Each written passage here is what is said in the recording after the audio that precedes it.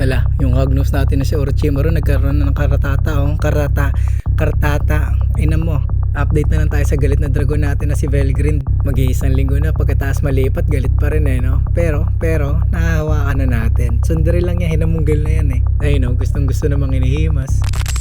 So for today magpapakain tayo ng ahas tsaka ng mga dragon natin. Joke lang yung may katarata siya. Ganyan lang talaga sila pag mag-shed kasama pati eye-cap. Ang kulit lang no, kulay blue So ang sabi, kapag pre-shed na sila, madalas nag-refuse na sila kumain. Pero dahil matalok ako, binigyan ko pa rin. Sinubukan ko lang. Kasi once a week natin siya kumpainin, di ba? Sumakto sa schedule. Sumakto din yung pag-shed. Checking lang kung maaakit pa din natin siya ng pinky na to. Nope! Ayaw. Di nantay ko na lang din siya mag-shed. So 3-4 na araw ata bago ko nakitang nag-shed na siya. No, ganda na naman ng kulay pogi na naman Ito yung pinagbalatan niya, nasa water dish niya Goods naman kompleto, walang stock. So dahil nag-shed na siya, bigyan na natin siya ulit ng pinky. Talaga namang gutom na gutom. Second strike pa lang, pasok na So skip na ulit natin yung part na minaman ni Over niya yung pinky kasi madugo na naman sa tiyan yung tama Dito na lang tayo sa nilulunok niya na. Medyo malaking pinky na nga pala yung binigay ko sa kanya. Large na yan kasi yung small, tinga na lang sa kanya yun Saglit na lang kung lunukin Ang pangit lang, dito sa may kusot siya kumain, dumidikit yung kusot dun sa pinky. Pero feeling ko naman alam niya yung ginagawa niya Tayo na lang natin matapos. Nga pala, para dun sa mga naghahanap pa rin ng Hognose Snake sa akin, dumiretso na kayo PM kay Master White Dragon. So nandun sa link ang comment section. Bobo!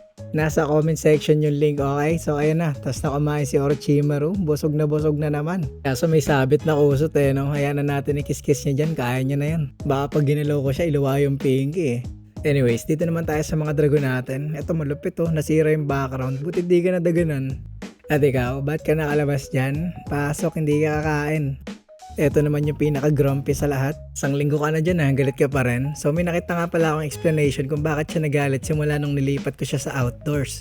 Nakakakita daw kasi sila ng UV light. So magkaiba yung tingin nila sa akin indoors versus outdoors, which is may natural sunlight na. Mukha na akong halimaw. Alam ko napanood ko rin to kay Weekend sa Wicked Reptiles Anyways, magpakain na tayo na matatakaw. Handfed ko na lang din muna sila. Nalapit pa din naman kahit nasa kamay ko yung pagkain matatakaw Pero pagkahawakan ko na, ibang usapan na yon. Pati itong si Milim ayaw na magpahawak sa akin, talaga natatakot.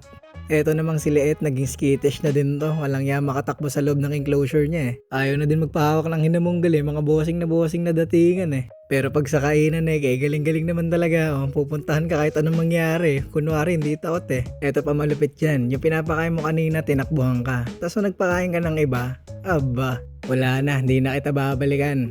Joke lang, marupok ako O yan na. Dito naman tayo kay Grumpy Velgrind. Iniisip ko na lang talaga, wow face niya yan pag nakakakita siya ng Dubia Buti na lang may progress kahit papaano, di ba? Nagpapahawak siya ngayon, di kagaya ng unang araw, nanununggab talaga. Bigyan ng Dubia yan. Huy, dahan-dahan. Gentle ka lang, para ka namang, ayan, ganyan lang. Ang good thing lang dito sa hand feeding, pag nakita kamay mo, alam nang kakain no? Pero ayun din yung masama pag nakita daliri mo, akalaing pagkain na din kahit wala naman Dubia, gusto ko lang siya hawakan. Sinusundan niya yung kamay ko. Pero okay na yun, basta nagkaka-progress. So tama na to, sakit na din lalamunan ko. Pinilit ko lang mag-voiceover kahit pause That's it for today mga Lodi. Bye-bye!